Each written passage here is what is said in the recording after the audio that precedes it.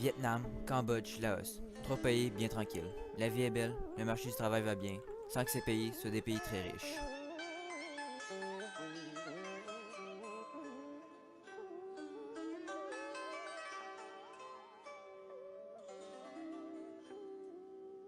« 1955. Tout bascule. Un conflit politique éclate et entraîne une guerre au Vietnam. Beaucoup de militaires meurent, des civils aussi. Ce sera la plus grosse guerre que connaîtra l'Asie du Sud-Est.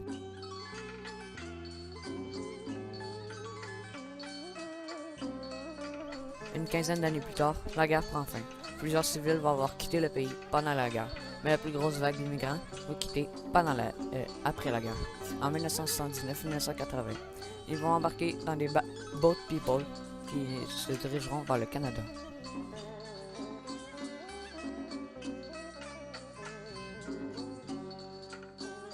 Les immigrants vont arriver au Canada dans les petits bateaux qu'on va nommer boat people, qui viennent du mot bateau et gens.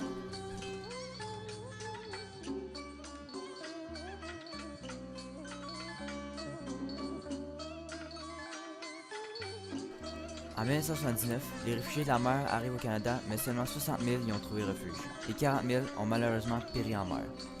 Ils ont assisté à une cérémonie pour recevoir leur citoyenneté canadienne. Le premier ministre leur impose le parrainage. Chaque famille devra être parrainée par 5 habitants canadiens afin de leur assurer une meilleure qualité de vie. Ils s'établissent donc majoritairement au Québec en l'espoir de vivre une vie meilleure loin de la guerre.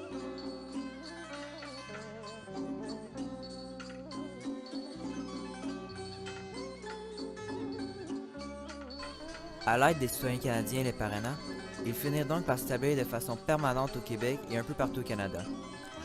La plupart ont trouvé un travail, par exemple dans une épicerie, restaurant, pharmacie ou un dépanneur.